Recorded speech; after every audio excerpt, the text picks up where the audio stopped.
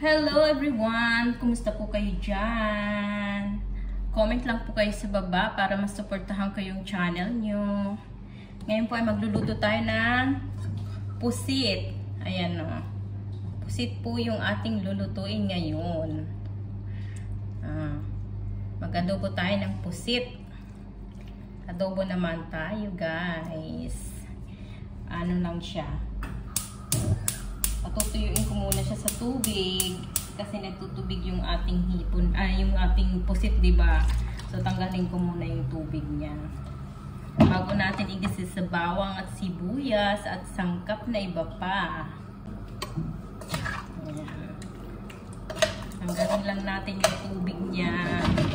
Patuyuin natin muna siya.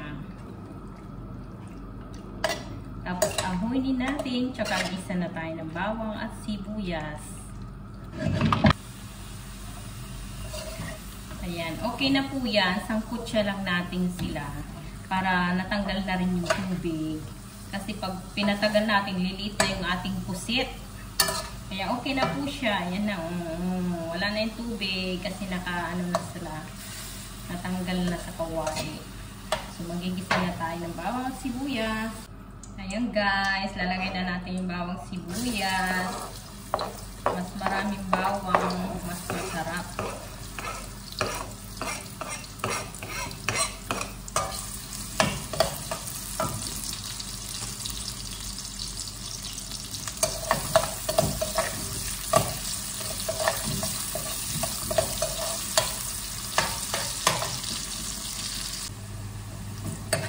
Ayan, okay na ang ating bawang at sibuyas. So, hindi ko ilalagay muna yung ano natin, yung pusit. Sa aking style lang po ha, sarili kong version. Lagay na natin yung suka. Suka na lang kasi ayoko lumiit yung pusit pag pinakuluan pa natin. Sa dalawang ano nito.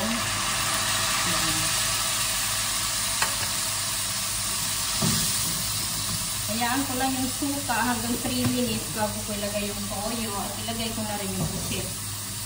Kasi pag nilagay yung ano, yung pusit, liliit yung ating pusit. So, hayaan ko lang muna siya ng 3 minutes dyan. Tapos lagay ko yung toyo. O, diba? Sariling version ko lang. Ayan, pwede na natin lagay yung toyo. Toyo naman. So, dalawang kutsara noon. So, yung tatlo nito. Lamang lang yung toyo. Ayan. Tapos, lagay na natin yung ating magic sarap. Ay, konti na lang. Pero okay na yan. Nasa na rin yan. At ang ating pamentang durog. Yan. So, wag mo na muna natin hahaluin. Tapos, sunod natin yung ating pusit. Ayan na. Natapos na yung ating 4 minutes. Pwede na natin ilagay yung ating pusit. Naglagay na rin po ako ng siling labuyo. Ayan. Para maanghang yung ating adobo. Sarap naman. Nagmamantika na siya. O, wala na siyang tubig. Kasi ayaw ko lumiit yung ating pusit, kaya ganyan. Ayan ang squid natin. Yummy, yummy. Napakamahal ng pusit sa Pinas. Siyempre dito sa ibang bansa, mumura ng isda.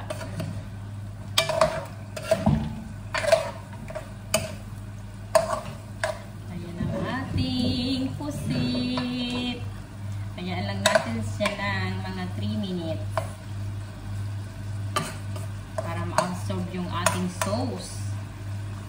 Ganyan lang po. Sariling version ko. Kasi pag sinabay-sabay ko sila, suka at saka toyo, ay nako, ang liit na ng ating pusit. Wala na tayo makain. Lunok na lang ng lunok. Ayan, hayaan na natin muna siya dyan. Ayan, okay na po yung ating pusit. Ayan na po nakikita nyo. So, kakain na tayo na naman. Guys, kain na tayo. Ito yung ating pusit na adobo. Yummy.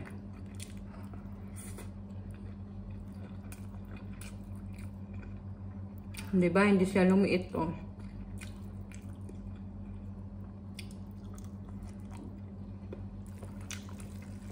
Hang.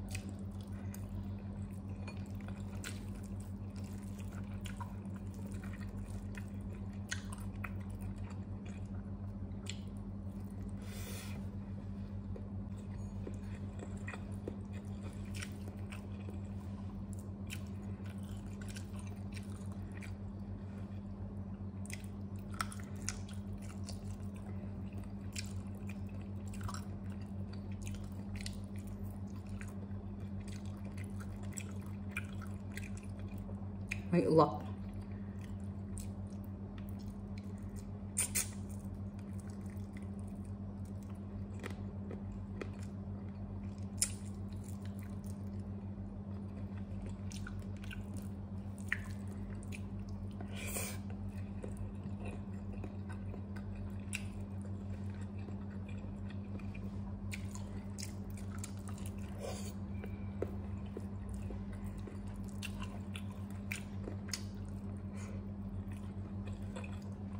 Salamat guys sa panonood.